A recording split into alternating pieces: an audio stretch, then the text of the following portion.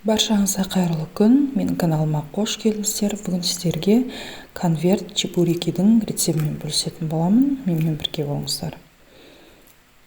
Ол үшін ең алдымен қамырын елеп аламыз. Оған бір жұмыртқа, бір ас қасық майонез, тұзымызды салып араластырамыз. Және қайнап тұрған бір кесе ыстық суымызды қосып, араластырып, ұнымызға қосамыз.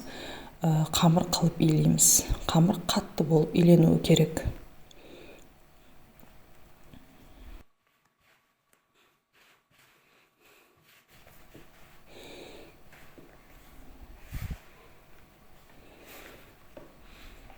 Қамырымызды илеп болғаннан кейін бетін жауып тындырып қоямыз. Жарты сағат өткеннен кейін қайырамыз.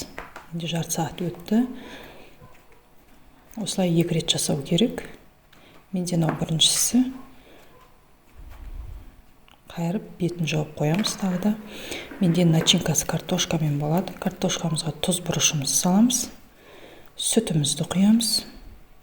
Сөйтіп еземіз.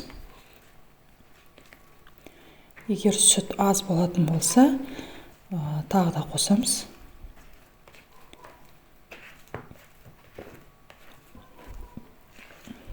Жақсылап еземіз. Міне осындай болу керек. Пюре сияқты болу керек.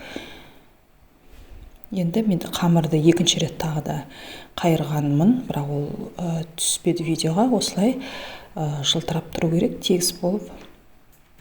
Екіге бөліп алдым. Енді жаямыз. Жайғанда қамырды жұп-жұқа қылып жаямыз.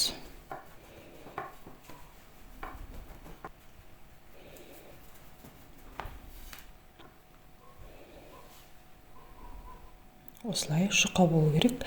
Одан кейін мантының қамырына кескендей осылай кесеміз. Бірақ кішкентайлау болады біздікі размері. Шетін кесіп алып тастаймыз осылай. Одан кейін 4 бұрышты қылып кішкентай, көлемі кішкентай болу керек. Арасын ашып кесіп аламыз. Енді начинкасын салатын боламыз. Одан кейін түйеміз. Түйгенде 4 бұрышын біріктіреміз. Видеода көрсетілгендей. Одан кейін жан-жақтарын, шеттерін тағы да осылай бекітеміз. Егер жабыспай жатса, сулап жібереміз.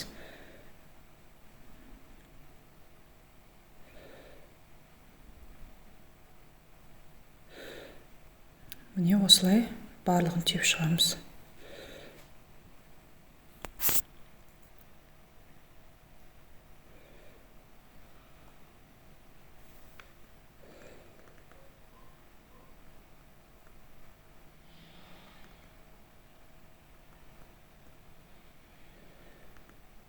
Енді қызып тұрған майда орташа отта пісіріп аламыз.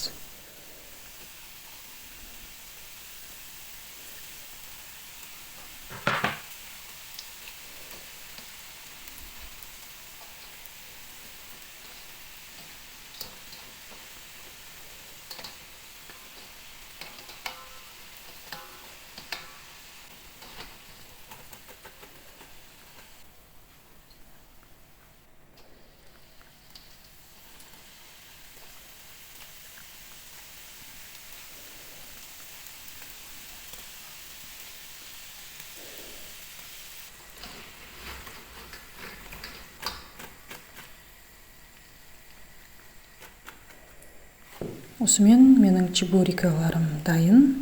Менің рецептімен жасап көріңіздер. Дастарханға қойғанға өте әдемі.